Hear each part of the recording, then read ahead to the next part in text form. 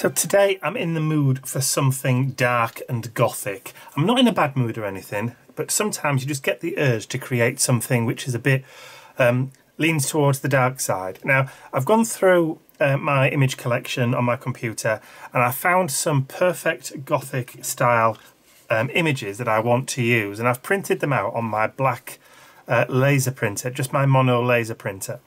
So I've removed all the colour and just done them in black and white. This fantastic distressed and decaying doll was an image I've been wanting to use for quite some time. So I've printed it out and I've cut him out already. I also had an angel from a cemetery, and I've already removed her wings because I want to attach those wings to my doll when I stick it down like that. So I've already made a start cutting pieces out, and the reason I've done all the cutting out already because I know it can be really boring if you're sitting there watching somebody cut it out. And the piece of paper that I printed off for the Gothic archways, all I've done is I've just quickly torn the edges to give them a bit of a distressed look even before I start.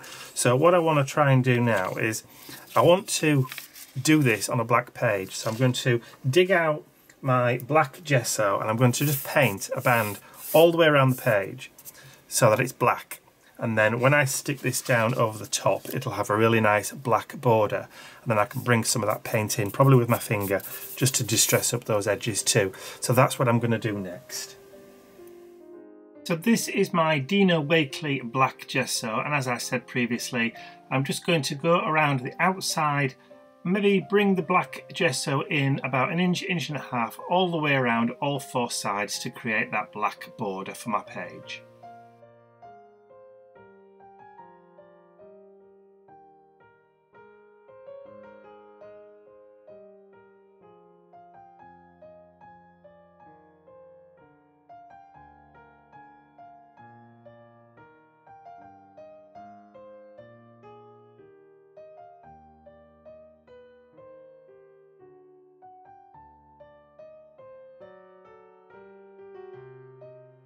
Now that the gesso is dry, I'm going to grab the matte medium Mod Podge and I'm going to cover the entire page so that I can lay down my base layer of those beautiful Gothic arches.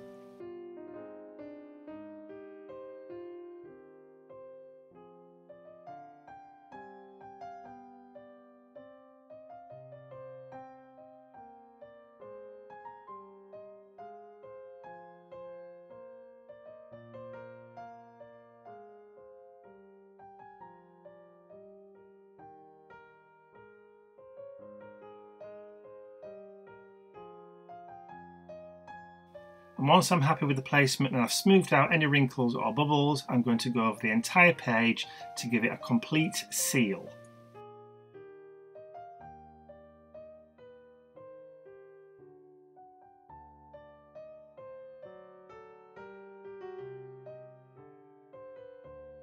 So next up I'm going to add the angel without her wings. So again, I'm going to add a coat of the Mod Podge onto the back of the image because it's still wet over when I sealed it on the Gothic arches, so I don't need to add any more. I'm going to just go over the top to seal that in place too. Then I'm going to grab my Weird and Wacky doll and the triangle collage glue stick from Ranger. I'm just going to attach the wings from the angel to the back of my doll, and then I'm going to grab the Mod Podge and then give the entire collaged image a coating on the back, bearing in mind that the Mod Podge is still wet over the top of my original page because I haven't dried it yet, so it's still wet enough to be able to grab.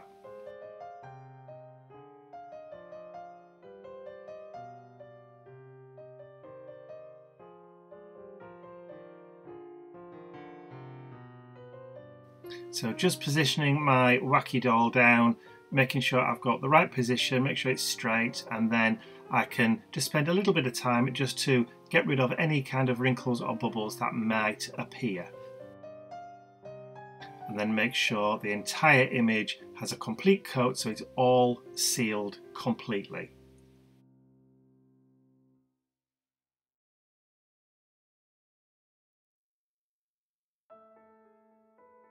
And now I'm going to bring out the heat gun and give it a real good blast to make sure it's all completely dry before moving on. Next up is the typo layering stencil from Tim Holtz for Stampers Anonymous, and using the black gesso again, I'm going to start bringing that black into the centre of my art journal page. So I'm bringing in the stenciling from the outside into the middle and just kind of break up those edges of the Gothic arches.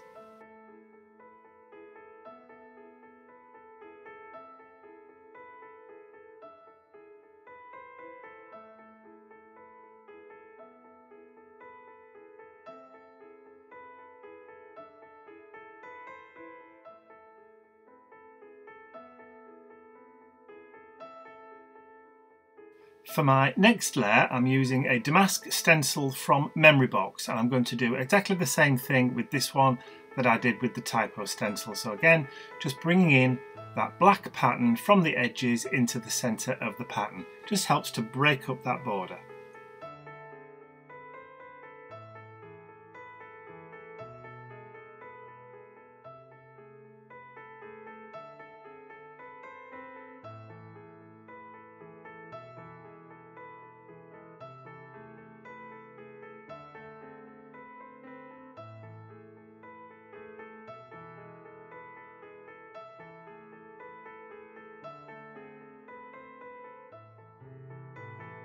So I'm happy with that stenciling, so I'm just going to have a quick clean up and tidy up, and then I'll bring out the heat gun to make sure all that stenciling is nice and dry before moving on. So while that's drying, this is the quote that I printed off on my computer using the same laser printer again, and I have a grey colour, it says Cold Grey 3, number 232. It's an artist pit pen, one of the big brush ones. And I'm just going to use it just to go around the edges of these word blocks. Now, I don't want to use black because I want to try and keep the same kind of colour as the front. So I've hunted out the only kind of greyish colour that I've got. Now, I could have used distress markers or anything like that. I didn't want to use Copics because they would have wicked into the paper, being alcohol based. The pit pen is India ink, so it doesn't kind of soak as much as the others. So now you've seen me do a couple, I'll whip back onto fast forward.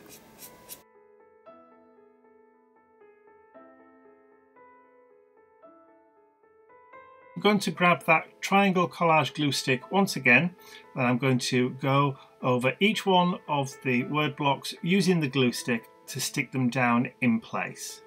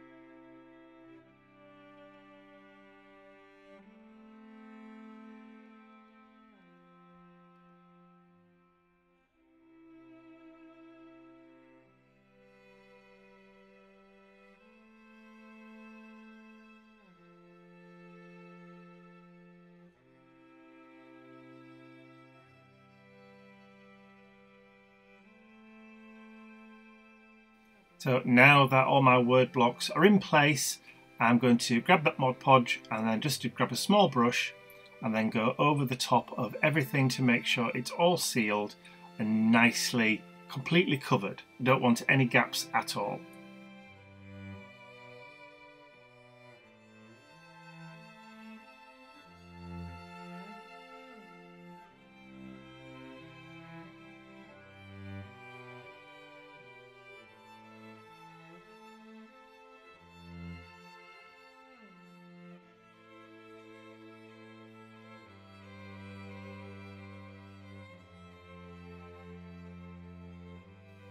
Now that everything's been covered, I can bring out the heat gun, give it a real good blast, make sure it's all nice and dry, and then I can start adding colour.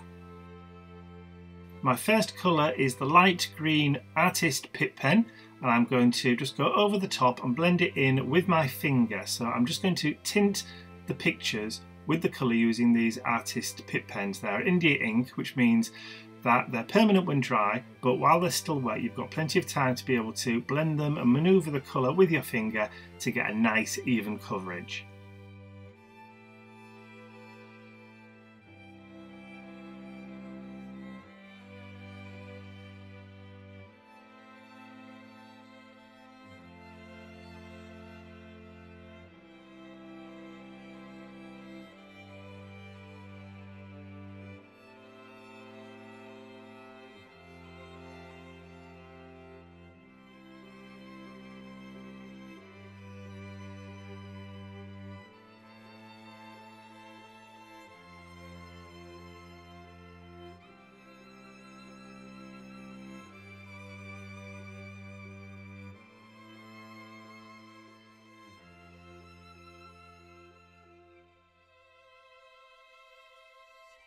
The next colour I'm going to grab is the cinnamon, and I'm going to just add a little bit of colour to the doll's lips and add a little bit of a rosy glow just to his cheeks.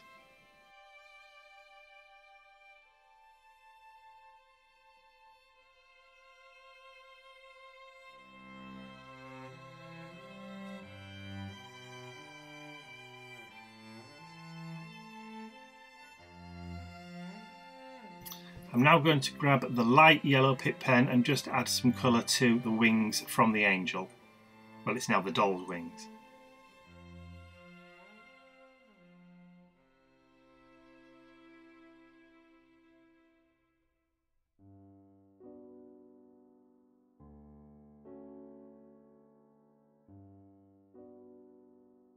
Next, using the raw umber Pip Pen, I'm going to start adding some brown tones into the background of the image.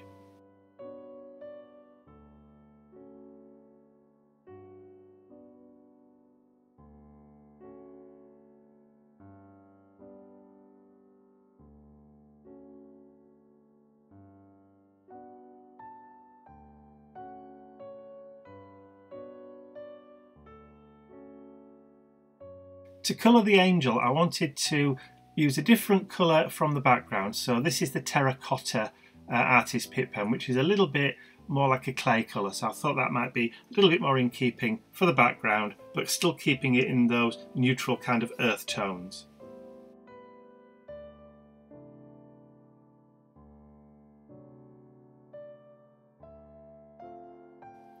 Next, I want to add some colour to the doll's clothing. So I've chosen the sky blue Artist Pip Pen because that kind of goes more with the light green of his face, and just to add a hint of colour to his tunic.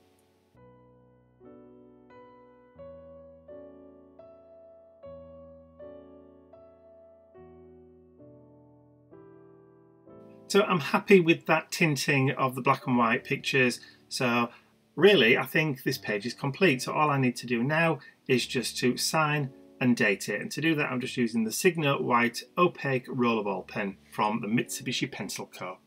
And then we're all done.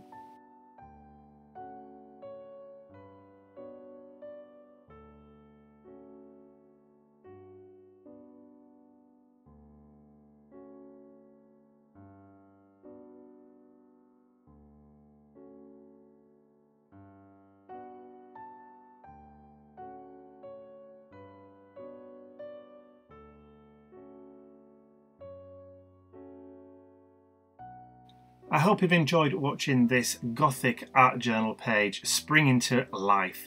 If you have, please remember to give it a thumbs up because it really does help. And if you haven't subscribed to my YouTube channel already, you can do so by clicking the button at the end of the video. I'd also like to say a huge thank you to all of my angels because without you, these videos would not be possible.